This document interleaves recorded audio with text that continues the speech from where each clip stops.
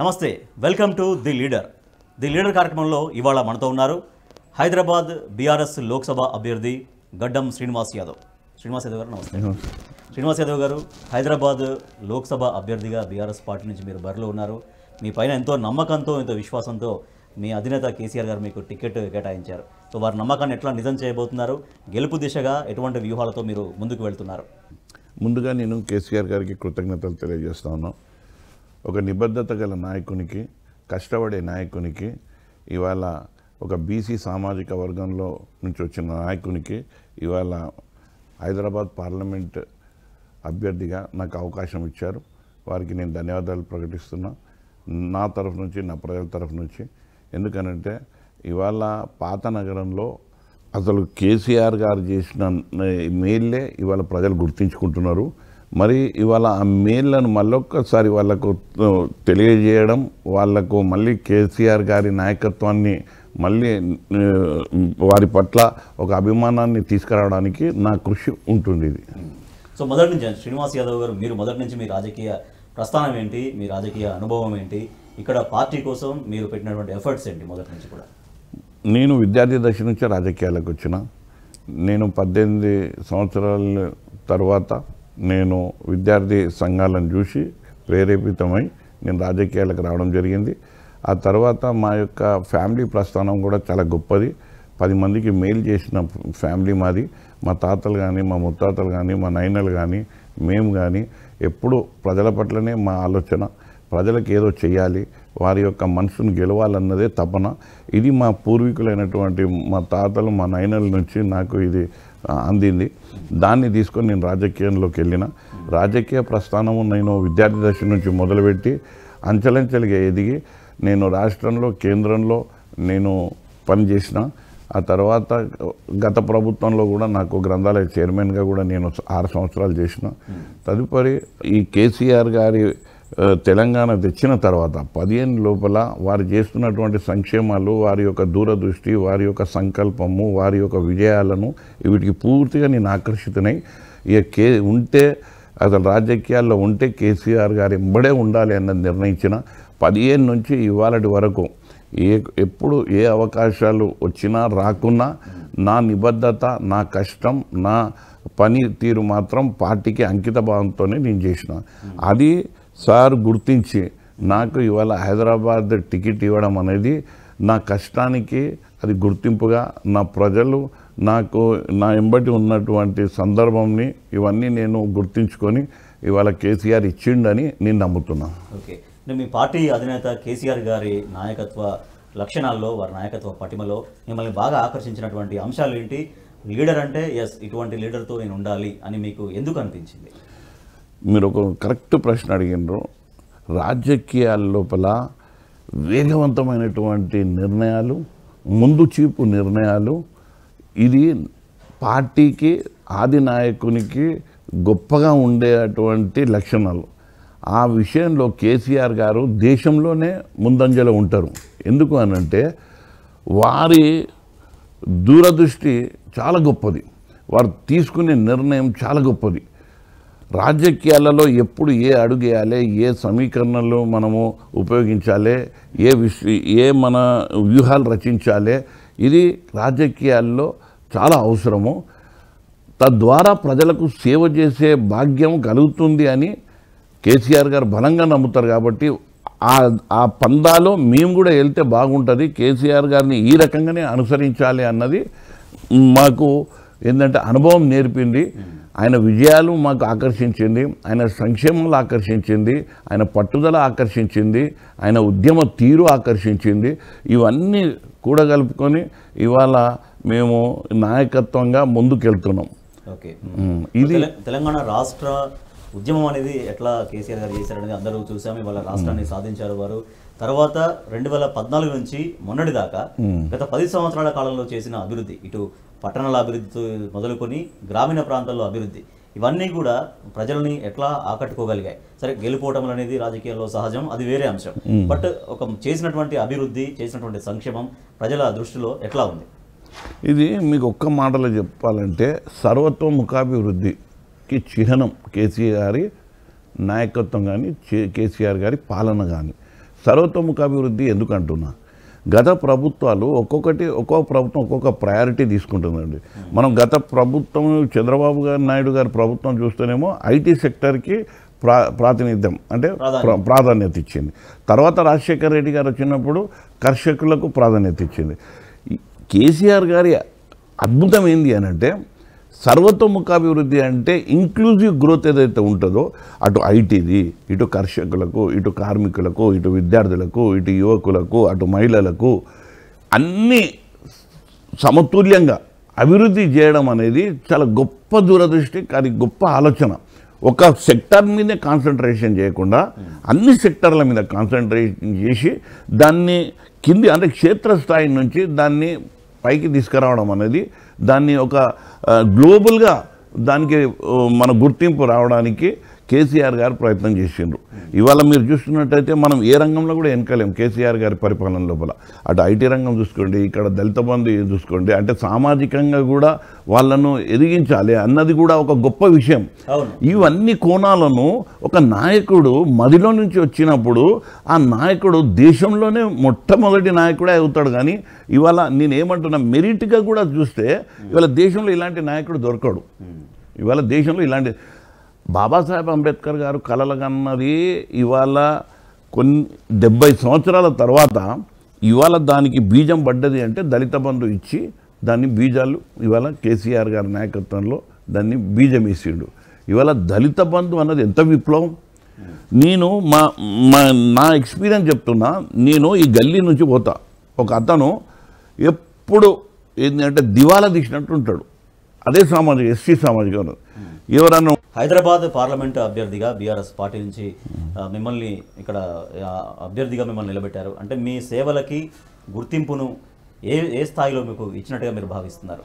నేను 10 సంవత్సరాల నుంచి గడ్డం గంగాధర్ యాదవ్ ఫౌండేషన్ ద్వారా నేను నా సేవలు విస్తరించిన.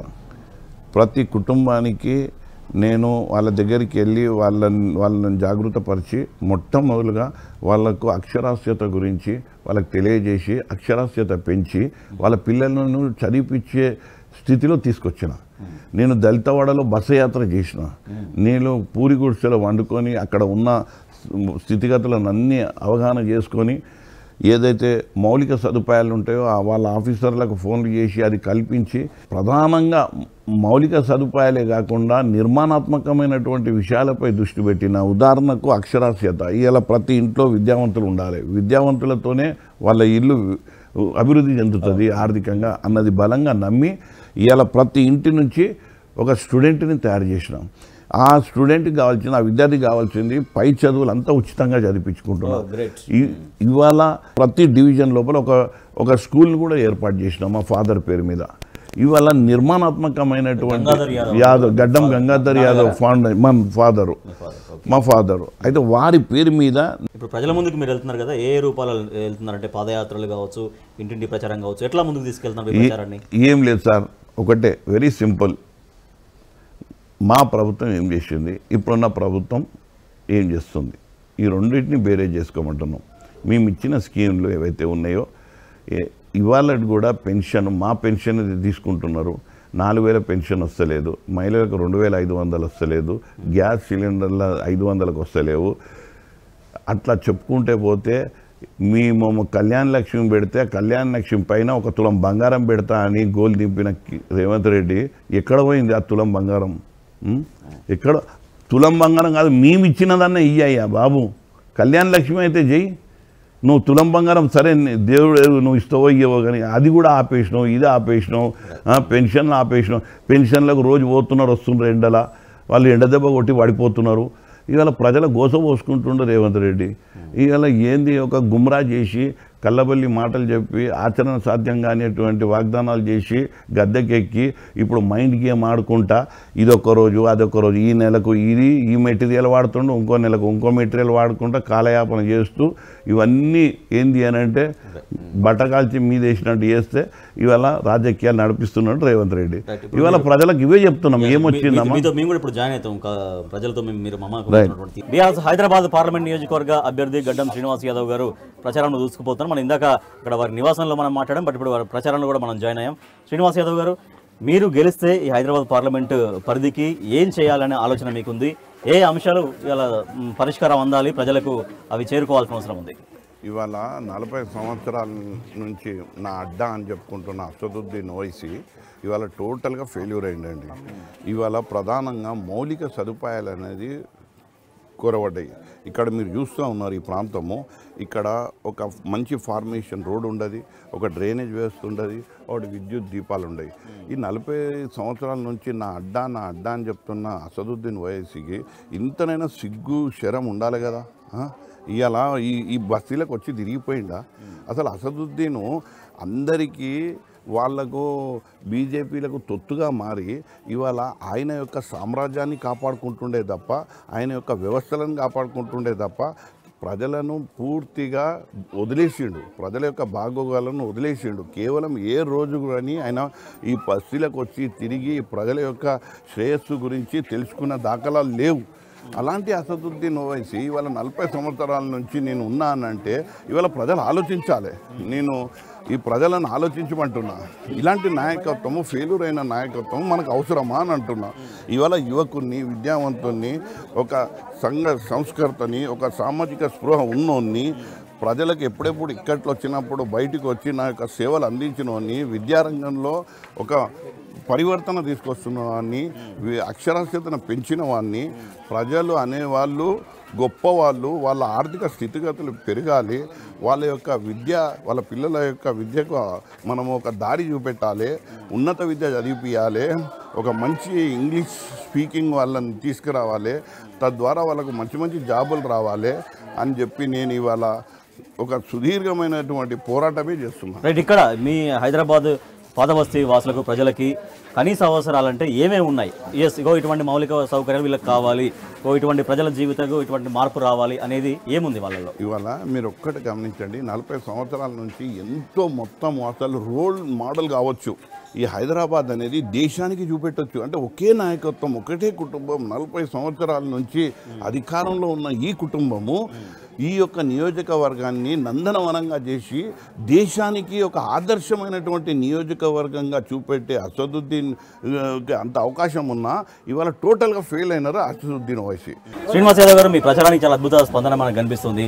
కానీ బీజేపీ చేసే స్టేట్మెంట్ కావచ్చు, విమర్శ కావచ్చు, ఆరోపణ కావచ్చు, గతంలో బీఆర్ఎస్ అండ్ ఎంఐఎం ఒక ఫ్రెండ్లీగా ఉన్నాయి, ఎంఐఎంను ఓడించేది మేమే ఇక్కడ హైదరాబాద్ నియోజకవర్గ ప్రజలకు మేలు చేస్తామనేది బీజేపీ చెప్తున్నది, బీజేపీ అభ్యర్థి మాధవీలత గారు చెప్తున్నారు. మీరు అన్నది అక్షరాల నిజం. గత ఎన్నికల వరకే అది. మీరు ఆ రోజు ప్రచారాన్ని గుర్తు చేసుకోండి. సారు సర్కారు 16 ఈ నినాదంతోనే వెళ్ళినాం. 17వ సీటు మనము నామమాత్రంగానే పెట్టినాం. కానీ ఈసారి ఒక బలమైన నాయకుడు అయినటువంటి నన్ను, ఒక నిబద్ధత గల నాయకుడు అయినటువంటి నన్ను, ఒక బీసీ వర్గం చెందినటువంటి నన్ను అన్ని సమీకరణలను చూసి నా అభ్యర్థిత్వాన్ని ఖరారు చేసిండ్రు కేసీఆర్ గారు. దీనికి ఇంకా పెద్ద ఉదాహరణ ఏంది? మా పోటీ సీదా ఎంఐఎంతోనే. ఇక్కడ మేము డి అంటే డీకి ఉన్నాం. ఇవాళ మాధవీలత ఎంఐఎంకి తొత్తుగా మారింది, అసదుద్దీన్కి తొత్తుగా మారింది. ఎందుకు అనంటే ఇవాళ అసదుద్దీన్ వీళ్ళకి చాలా కేంద్రంలో చాలా మేలు చేసిండు. అసదుద్దీన్ ఒక బి టీమ్గా వ్యవహరించిండు. అన్ని యూపీలో కానీ బీహార్లో కానీ వాళ్ళు గెలవడానికి అసదుద్దీన్ నానా తంటాలు పడ్డాడు. అమిత్ షాకి ఒక దగ్గరి రక్తబంధపు సంబంధం ఉన్నది అసదుద్దీన్కి. ఇవాళ ఆ రుణం తీర్చుకుంటున్నారు వీళ్ళు. ఆ రుణము మాధవీలతను పెట్టి వాళ్ళు ఒకటే చెప్పారు మాధవీలతగా, అమ్మ అసదుద్దీన్ గెలిపి నువ్వు ఎంత పోలరైజ్ చేస్తావో అంత చేయి, వాళ్ళకి మేలవుతుంది. ఇది వాళ్ళ అంతరంగికంగా ఒక కుట్ర. ఒక వీళ్ళు ఏంది అని అంటే ఇద్దరు అన్న చెల్లెళ్ళ లెక్క వ్యవహరిస్తున్నారు. వీళ్ళు రాత్రిపూట మాట్లాడుకుంటారు, స్క్రిప్ట్ తయారు చేస్తారు, పొద్దుగాల దాన్ని అవలంబిస్తారు. సరే, ఓకే శ్రీనివాస్ యాదవ్ గారు, మీరు హైదరాబాద్ లోక్సభ అభ్యర్థిగా ఎంపీగా ఘన విజయం సాధించాలని, మీ లక్ష్యాలు నెరవేరాలని, మీరు ప్రజలకు మరింత సేవ చేయాలని మనస్ఫూర్తిగా కోరుకుంటున్నాం. Thank you so much.